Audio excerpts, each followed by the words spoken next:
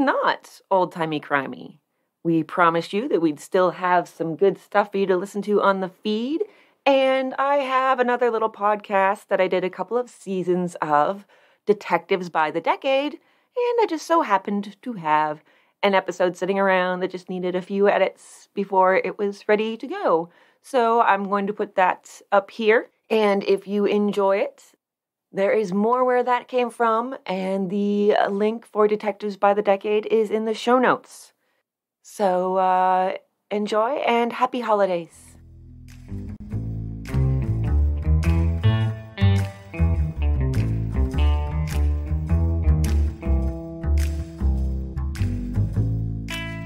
Welcome to Detectives by the Decade.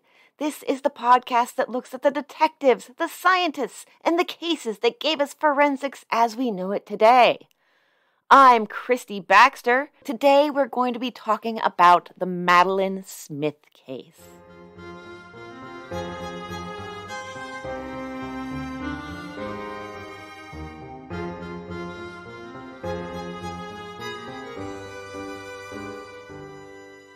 Madeline was born on March 29th, 1835 in Glasgow, Scotland.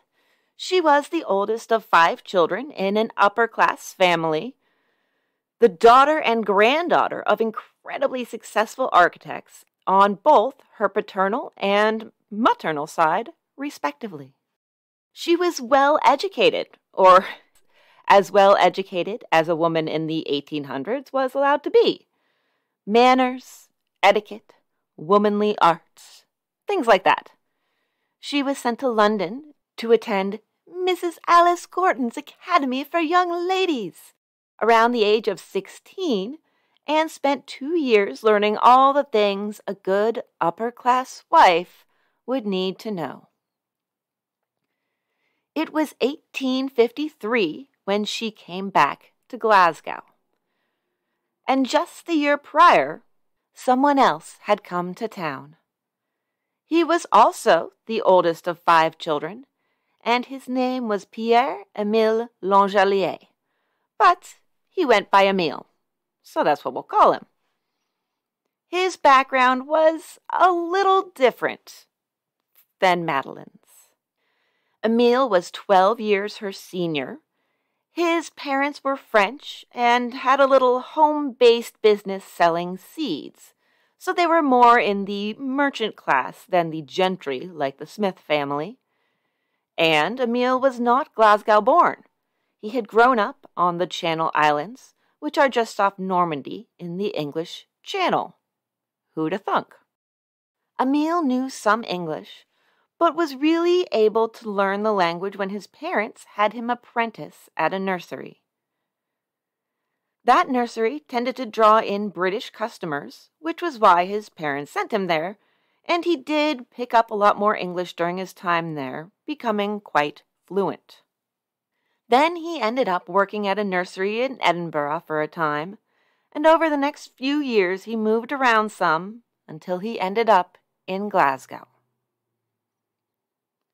So Madeline is fresh out of finishing school, but as much as her family has tried to mold her into this perfect potential little wife, a daughter who hopefully will marry well enough to advance the family and society, she seems to be looking elsewhere for her happiness. But while she's looking elsewhere, her family is, of course, looking for just the right husband for her. Madeline was young, attractive, and wealthy. As the Sheffield and Rotherham Independent would tell its readers, "The young lady is only in her 19th year, is extremely pretty, and is always dressed in not only the most expensive style, but the most gorgeous manner. All her relations are of the highest society in the west of Scotland. She is talented and accomplished, as well as handsome."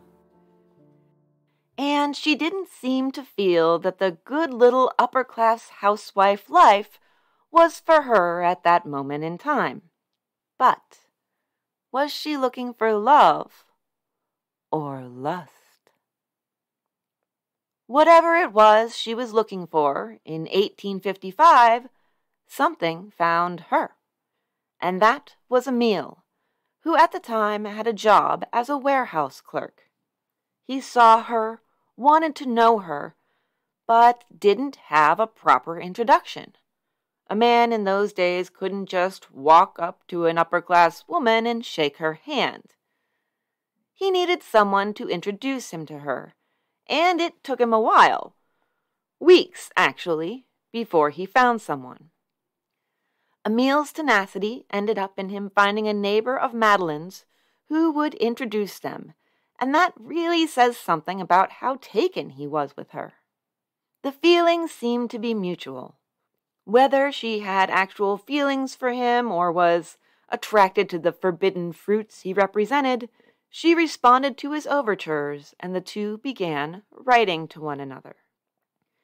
They even had a few meetings in person, although they couldn't meet at either of their homes. She couldn't even really be seen dining with him. Instead, they would arrange to run into each other in a shop or on the street. Madeline's father, though, was keeping an eagle eye on his unmarried daughter, and he figured out that something was up. When he learned of the friendship blossoming between Madeline and a common laborer, he demanded that she end it. And she did, actually. She wrote Emile a nice letter telling him that they couldn't be friends anymore, and for a few minutes, it looked like that was that.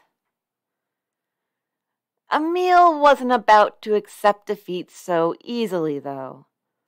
The way he looked at it, they had two problems: her acceptance of her father's demands, and their lack of a proper meeting spot where he could woo her in private.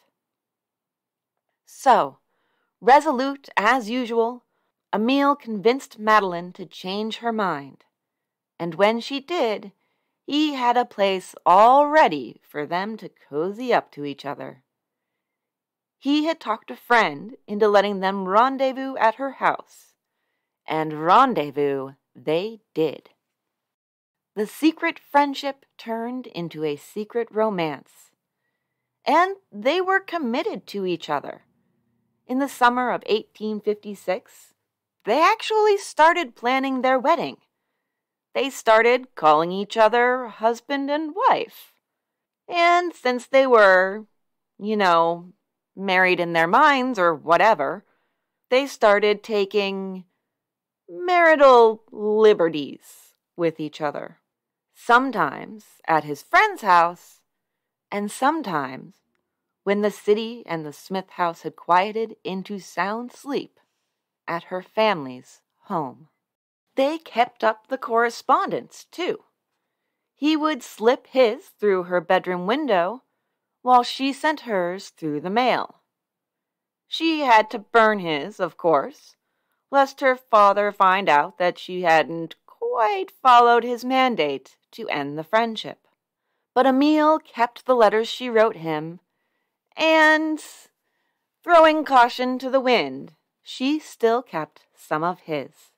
And these letters were not those you'd expect a respectable, unmarried, upper-class young woman to be writing or receiving. These two couldn't keep their pens still, either. They exchanged more than 250 letters. While Madeline was cavorting with the man her parents considered Mr. Wrong, they were still searching for their daughter's upper-class Mr. Right. His name turned out to be Mr. William Minock, and he truly was right for her in their eyes. He was a merchant, so respectable in their estimation, and he had money as well. The Smiths did their best to push Madeline and William Minock together. Just a few months after Madeline and Emile had been dreamily planning their wedding, she was being wooed by Minock at her family's summer house. And that relationship actually went well. He proposed to her in January 1857, and she said yes. her family was likely ecstatic, or at least satisfied that their plans had gone off without a hitch. So far. Meanwhile, Madeline was probably mentally composing her Dear John letter to Emile. Of course, it would be her Dear Emile letter. She put pen to paper and wrote to him to break off their engagement just a few days after she'd become engaged to Minoc. Claiming coolness on both sides, as regarded their relationship, she said they'd be better off as strangers. After laying out some arrangements so she could get her letters and a few other belongings back from him without her parents catching on, she made sure to politely ask that he keep his mouth shut, all in a postscript. P.S. You may be astonished at this sudden change, but for some time back you must have noticed a coolness in my notes. My love for you has ceased, and that is why I was cool. I did once love you truly, fondly, but for some time back I have lost much of that love. There is no other reason for my conduct, and I think it but right to let you know this. I might have gone on and become your wife, but I could not have loved you as I ought. I know you will never injure the character of one you so fondly loved. No, Emile, I know you have honor and are a gentleman. What is past you will not mention. I know when I ask you that you will comply. But Emile didn't show up to deliver her letters to the housemaid as she'd asked him. What's more, he wrote her to ask if she truly was engaged to another man, as he'd heard around town. Interestingly, Madeline chose to deny the engagement. Whether she was afraid he might have a temper or just didn't want to look bad, we don't know.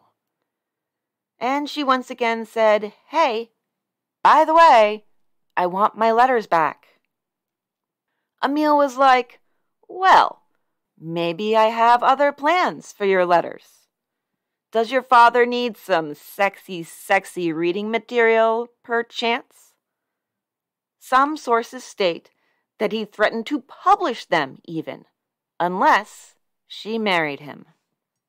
Madeline tried twice more to convince him to hand the letters over to her. When it looked as though he wouldn't, she decided they'd best see each other in person to work this out. They made plans to meet on the evening of February 19th in Glasgow. Emile suffered severe stomach pain that night, although he was feeling better the next day. How do we know this? He kept a diary. That same week, Madeline was dealing with a little rat problem at home, so she dropped by the apothecary to pick up some arsenic on February 21st. At this point, buying arsenic wasn't quite as easy as it once had been.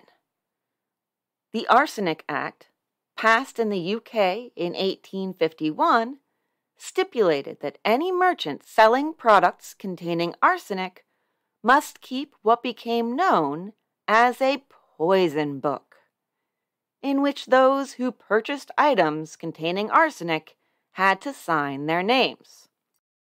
Arsenic also had to be colored, usually by means of soot or indigo, to make it more noticeable and distinguishable from common household cooking ingredients like sugar, which it especially resembled, or flour. That means that when Madeline bought the arsenic to kill the rats, she had to sign the poison book. And she did, as M. H. Smith. The next morning, Emile came home after being out, we don't know where, and was sick again.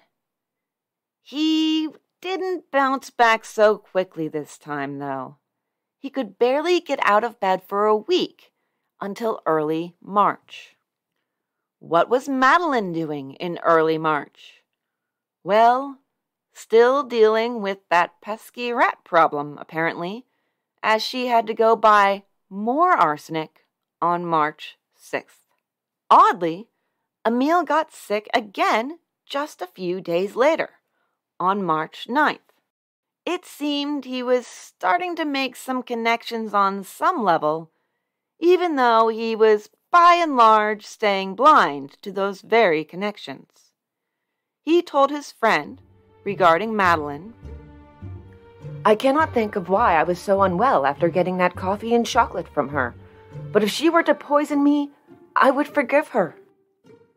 A week later, Madeline dropped by the apothecary to pick up even more arsenic, because those were some determined and hardy rats. Emile was out of town on vacation for a week, but came back after only 3 days due to a letter he'd received that required his attention. He told his landlady he'd be out late that night, and he was. Around 2 a.m. on March 23rd, 1857, he came home, and the landlady noticed his arrival because it was loud. He was in a lot of pain and on the verge of collapse. The landlady called the doctor, but despite his prescription of drinking lots of warm water to rinse the stomach out, Emile was convulsing in agony all night. The next day, he summoned his friend Miss Perry, saying, "I never felt like this before. I do not think it is bile.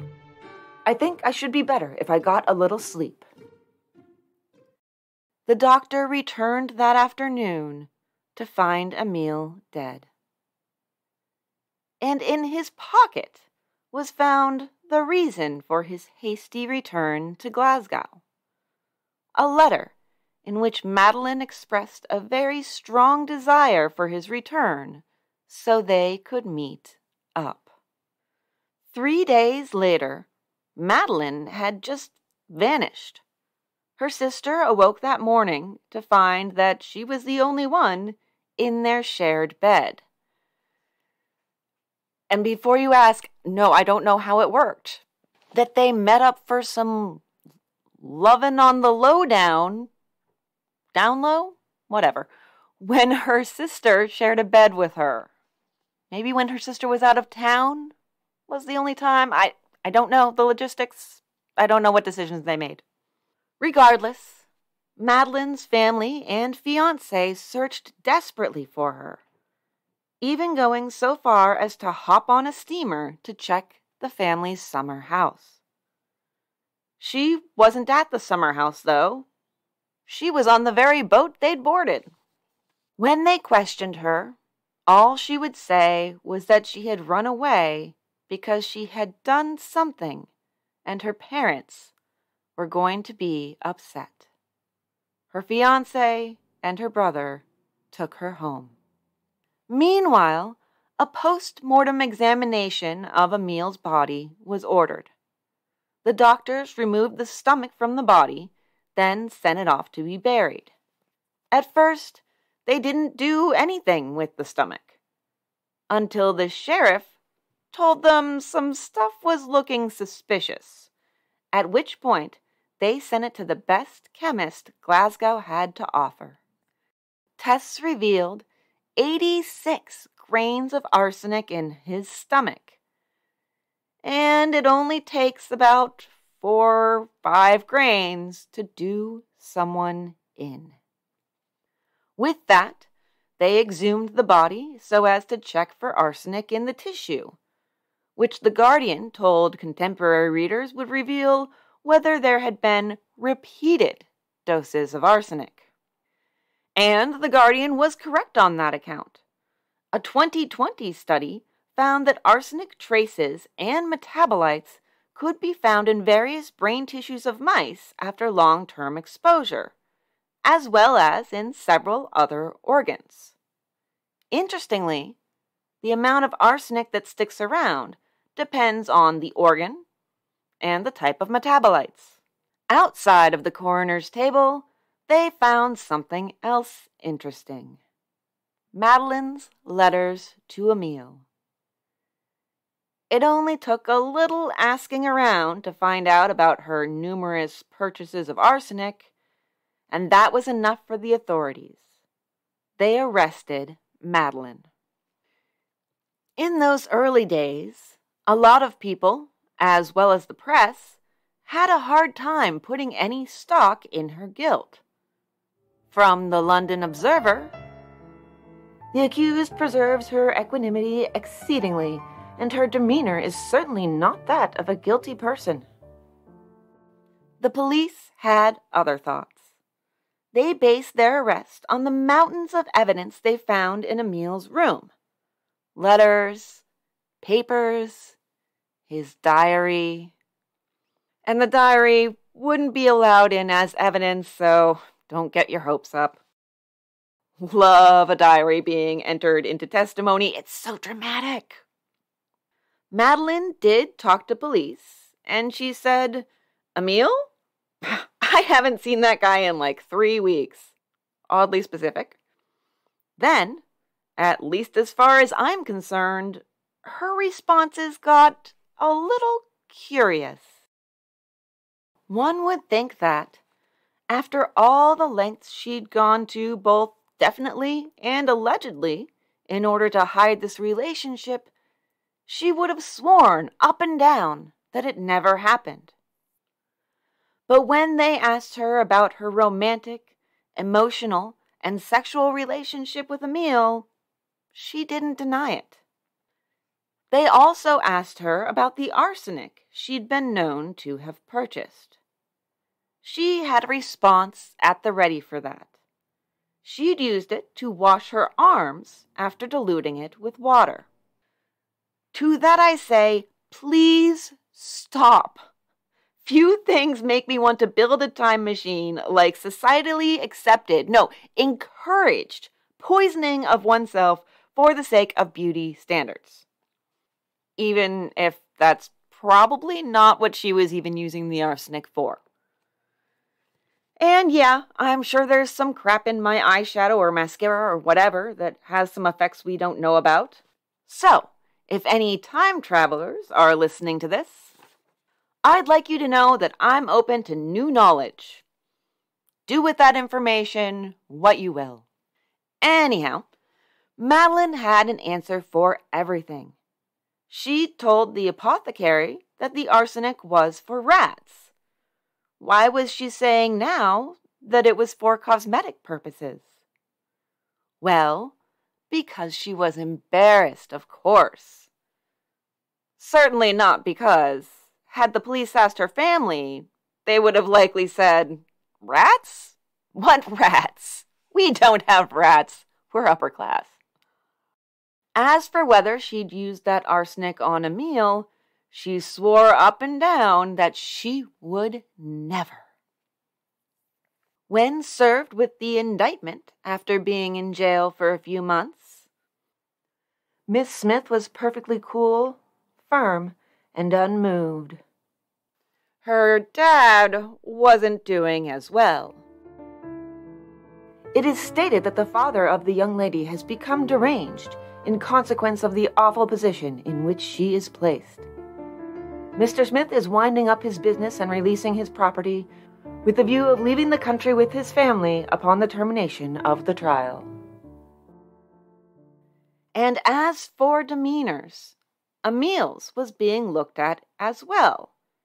In the press, and later in court, the question of whether his death by arsenic could have been self-administered arose. The Essex County Standard told its readers that Emil had, before Madeline's entrance into his life, twice suffered a broken heart, and each time had threatened suicide. Other reports had him actually attempting it on at least one occasion. So, with public opinion generally leaning in Madeline's direction, the trial started at the end of June 1857.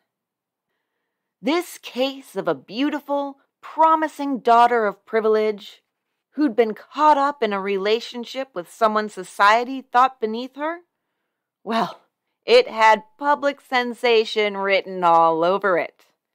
In fact, The poisoning was being called the crime of the century. So they changed the trial's venue from Glasgow to Edinburgh. As the Courier and Argus said in its breathless reporting, the court was unusually crowded, the extraordinary nature of the case having occasioned extreme interest. The appearance of the young lady as she took her place at the bar was narrowly scrutinized, but, whether from the consciousness of innocence or otherwise, she betrayed no appearance of embarrassment or emotion beyond a slight flush on her cheeks. She was attired in the ordinary walking dress of a young lady belonging to that class of society with which she is connected. Madeline, of course, pleaded not guilty. Emile's landlord was one of the first to testify, and it's a pretty brutal description of arsenic poisoning. Of course, arsenic poisoning is pretty much always brutal, but, if her testimony is any indication, Emile at least had a competent and empathetic woman by his side in his last hours.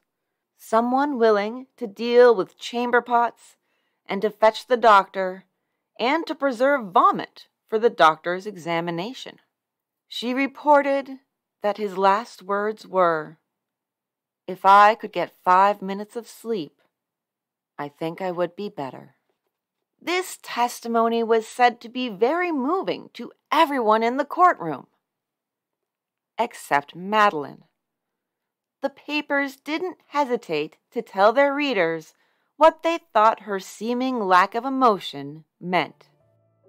Innocent of the crime charged, she should not have been so composed and indifferent when listening to statements relating to the cruel end of one she had so recently passionately loved. Strange and unnatural to say, to Madeline Smith alone his horrible death seems to have been no shock, no grief, and she demeaned herself on her trial, as if L'Angely had never had a place in her affections. If it had been a trial for poisoning a dog, the indifference could not have been greater. Really, she stayed completely calm, never having to make use of the smelling salts she kept close.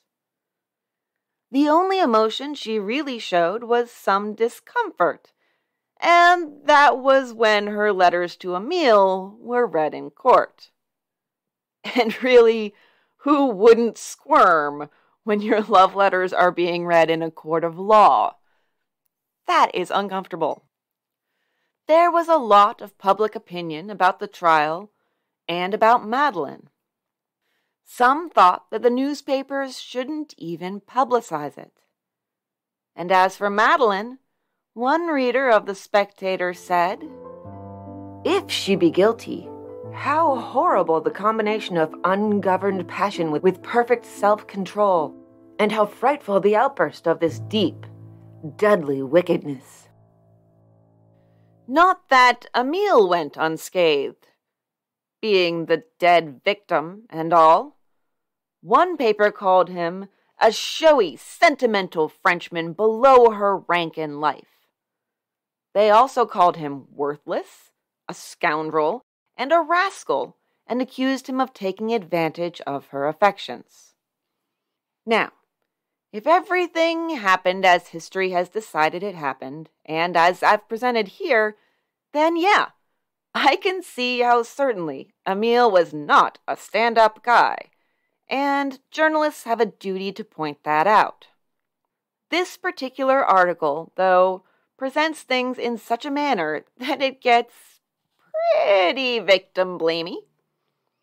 The writer removes Madeline's agency in the affair almost entirely, then finishes up by basically saying, well, isn't this really all his fault anyhow? The betrayer threatens her with exposure and is callous to one of the most agonizing appeals ever wrung from woman. There ends the story, so far as we have a right to narrate it, save that the rascal dies, apparently by poison, and there is retribution for the destruction of Madeline Smith. I mean, I guess at least there's an internal consistency to their logic. Madeline had no agency when she and Emile had an affair, and she had no agency when she poisoned him, if she even did it at all. I guess what it really comes down to is that if a woman can't be responsible for who she sleeps with, she certainly can't be responsible for who she kills. And look, as regards power and agency in the 1800s, and how those two things clashed with things like money, social standing, and gender, especially gender, that's a thorny, complex topic. No, that's several thorny, complex topics. And I'm not going to delve into any of those today, because this is not the 1800s sociological podcast. Sometimes it kind of is, I guess. But to basically say, Emile had it coming, he had only himself to blame. If you'd have been there, if you'd have seen it, I betcha you would have done the same. This is Scotland, not Chicago, and you can't fool me with that razzle-dazzle. Really, the Aberdeen Herald might have gotten closest to the truth, or at least to some sense of even-handedness. We are satisfied that Emile Langelier was not so black, and Madeline Smith not quite so near a pinkish white as the defense attorney seemed to paint them. I mean, I wouldn't word it like that today, but that goes for pretty much most things in old-timey newspapers. Still, good for you, Aberdeen Herald. As the trial went on, even Madeline's frequent poison purchasing didn't quite nail her down, because she had a perfectly acceptable excuse. Well, two excuses, technically, but she ditched the rat infestation thing and decided to forge ahead with the cosmetics excuse. According to the Cheshire Observer, the possession of this poison, however, is compatible with entire innocence, for it is known that arsenic is occasionally used by young ladies as a cosmetic. And where is my time machine? One important aspect of the Crown's case was connecting Madeline to Emile on the dates when he'd been sick.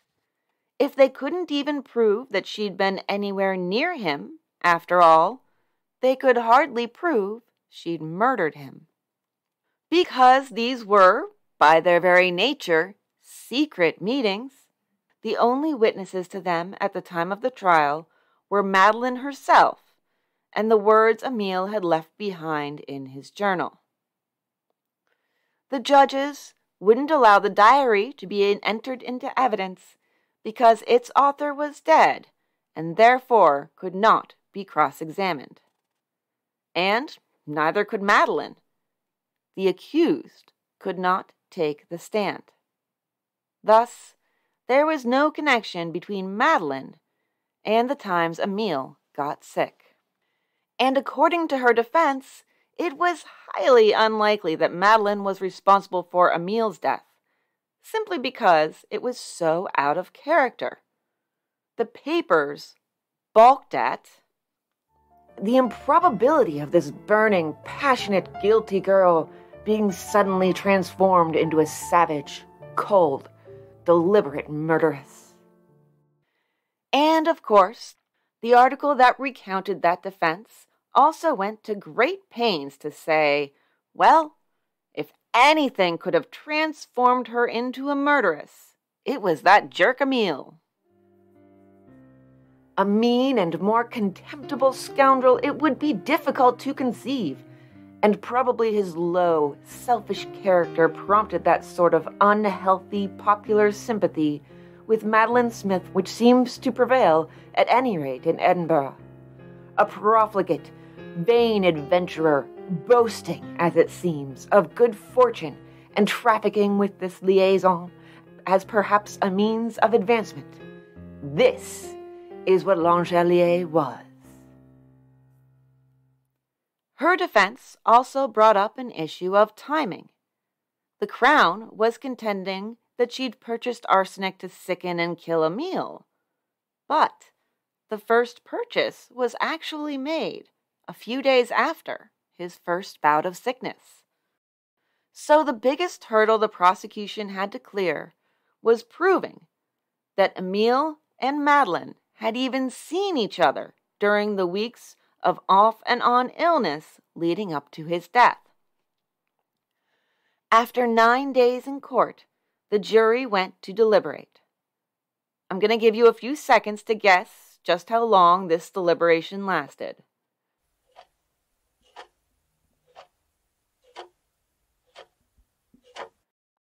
Okay, who had 30 minutes? Winner. And what you win is a good heaping dose of self-respect.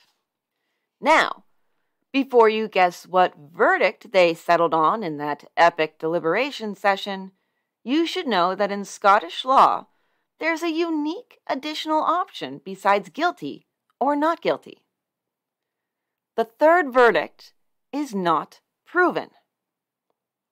Not proven is, in fact, a type of acquittal and has the exact same effect legally.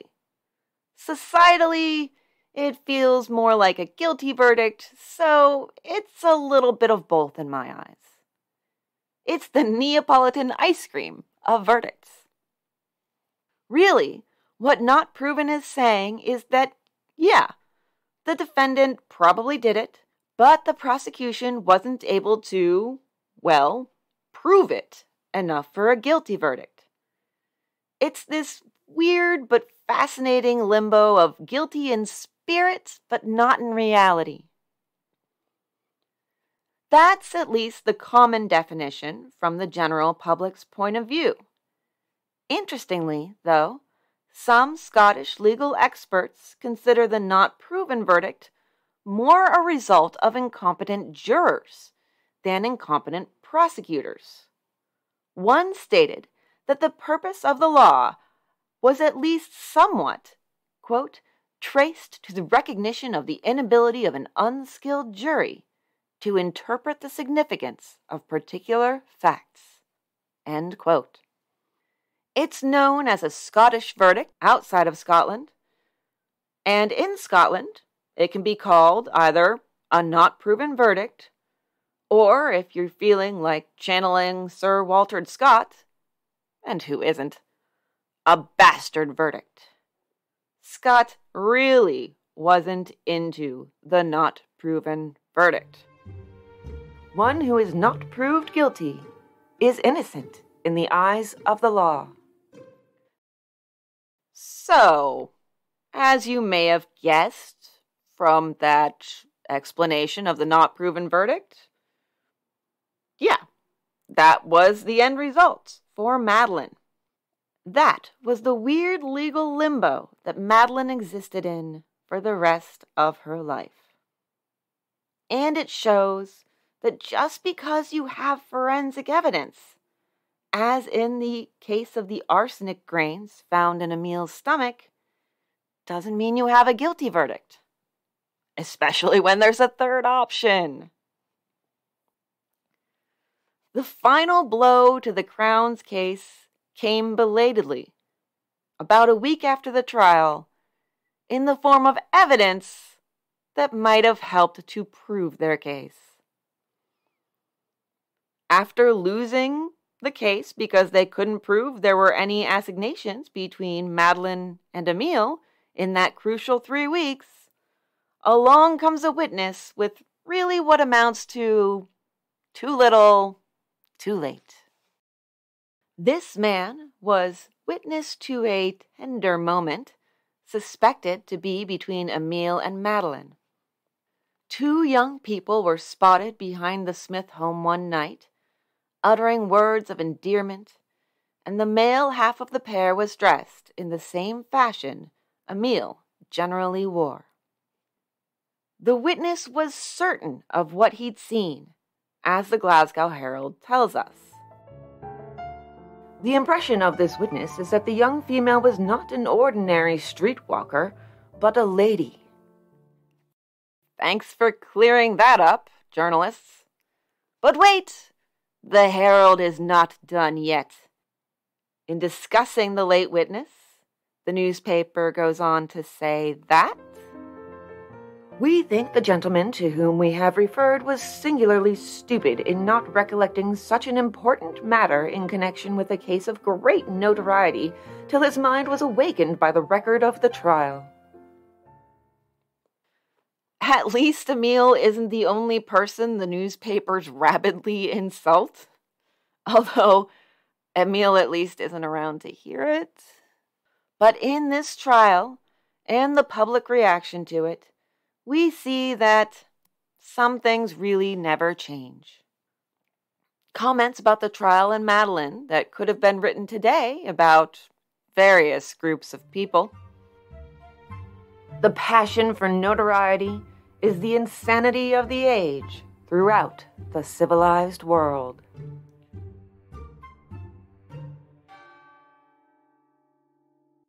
Madeline, meanwhile, went off to live her life. Or at least to try to live it. And obviously, she was no longer engaged to Mr. Minock. Upon leaving the jail, she did send thank you notes to the prison chaplain and matron. Good breeding. In these letters, she said that really, she would have preferred not guilty as a verdict. And then she changed her last name to Obvious. And she wasn't the only one who had a firm opinion as to the preferable verdict, although not everyone took her side. Her case was so famous, with the public so divided over her guilt and relative culpability in both the affair and the murder, that she pretty much had to leave the country. And obviously, she was no longer engaged to Mr. Minock. By the end of the 1850s, she was living in London again. She was able to socialize with intellectuals and seemed to rather enjoy her life there. Perhaps much more after she actually changed her name to Lena, a childhood nickname. In 1861, she married George Wardle, an artist. Madeline Smith easily transformed into Lena Wardle, with only a select few knowing her true identity and the history behind it. The couple had 2 children, a girl in 1863 and a boy in 1864.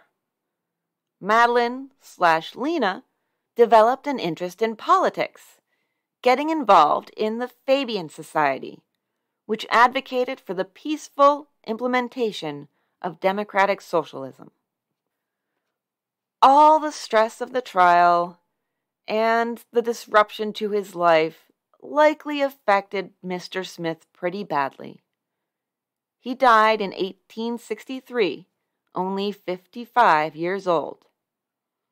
He had, however, acted as a witness in his daughter's wedding and even provided her with a £100 a year income.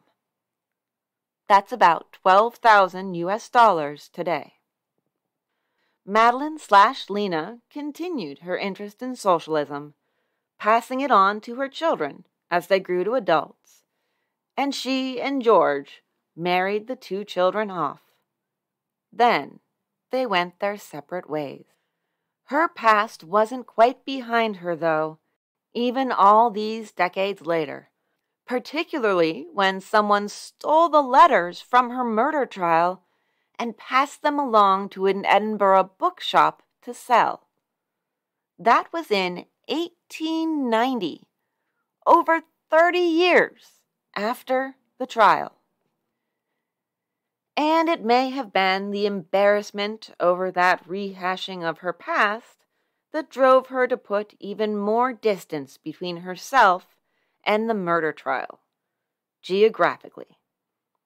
She moved to America in 1893, where she settled in New York.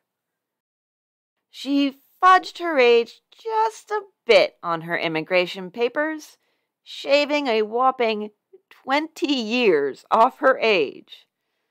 So, as far as the government was concerned, she was in her 30s, and in fact, younger than her son, who also lived in New York. George died in 1910, and that freed Madeline/Lena to remarry at the sprightly, real age of 70. This final romance was with a concrete contractor named William Sheehy, who was about 25 years younger than her, or 5 years if you took her official age at its word. They stayed married for 15 years until Sheehy died in 1926. 2 years later, in 1928, Madeline/Lena, Hamilton, Smith, Wardle, Sheehy, passed away.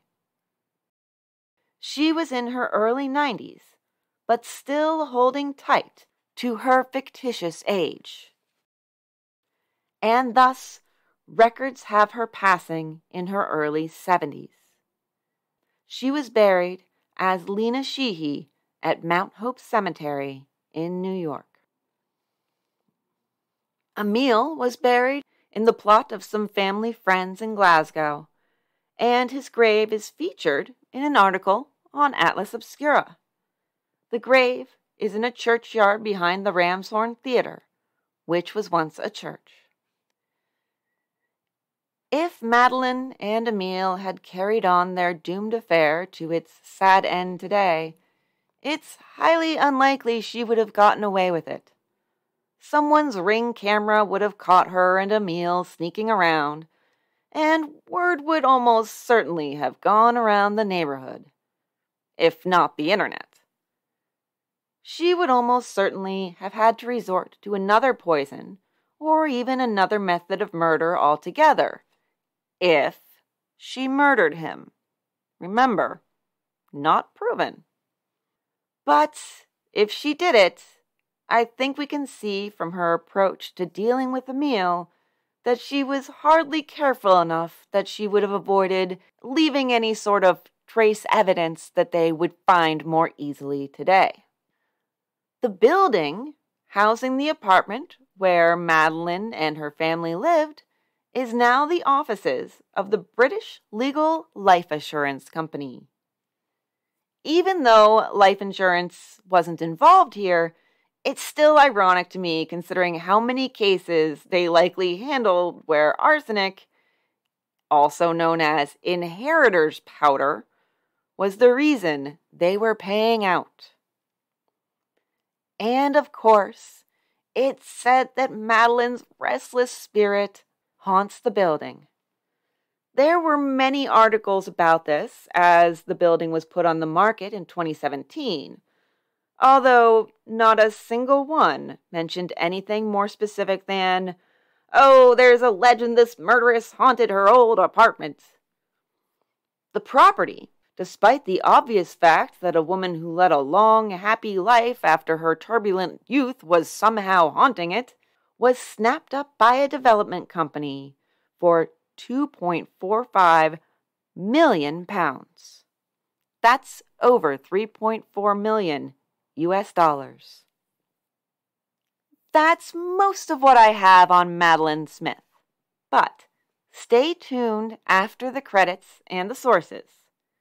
Instead of a weird blooper or some idiotic thing I said during recording, as I sometimes put at the end there for the real long-haul listeners to catch, I have one more little tidbit from Madeline's later life, and how even an ocean and 7 decades later, she couldn't escape her past.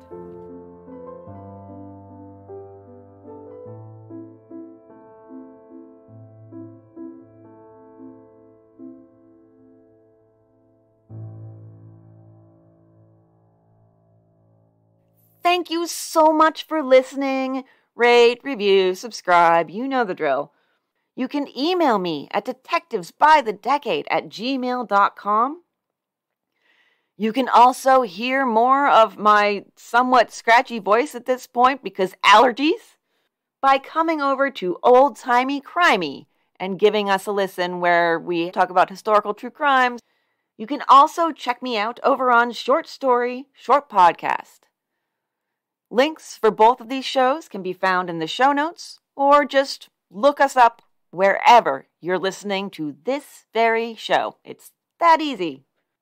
Detectives by the Decade is researched, written, and produced by me, Kristy Baxter.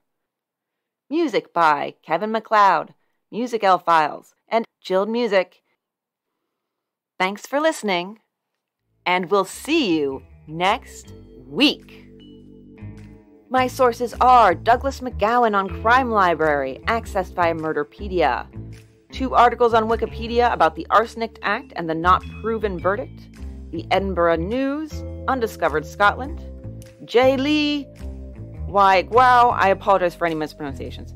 X. Duan et al. In Biological Trace Element Research. Bill Greenwell on billgreenwell.com. Ian the Pict. Kristy Dorsey on Insider, Joseph M. Barbato on Indiana International and Comparative Law Review, Atlas Obscura, and the following newspapers via newspapers.com. Thank you, Chris Garcia. Cheshire Observer, the Glasgow Herald, the Observer, and the Caledonian Mercury.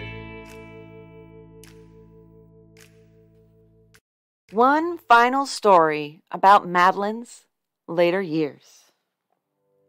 After fleeing Scotland for England, then England for America, after marrying twice and surviving both husbands, after having 2 children and several grandchildren, Madeline Smith, a.k.a. Lena Sheehy, just couldn't escape her poisoning trial of so many decades before. A film company in the 20s wanted to do a movie about her case, and they really wanted an interview. The story goes that they wanted it so badly that they tracked her down to her little apartment in the Bronx, where she'd moved after being widowed for the 2nd time. They wanted it so badly that, after tracking her down, they tried to blackmail her. A 90-something-year-old woman. If she gave the interview, they said, they wouldn't tell the whole world where it could find the not-proven murderess. And they certainly wouldn't do anything that might result in her citizen status being revoked. She gave the interview, or at least that's the story we hear today. This movie appears to either never have been made or have been lost to time. But if it was seen, then the world would have seen a Madeline who 7 decades later was a bit fuzzy on the details of the case, right down to the victim's first name. It could have been the effects of old age, sure.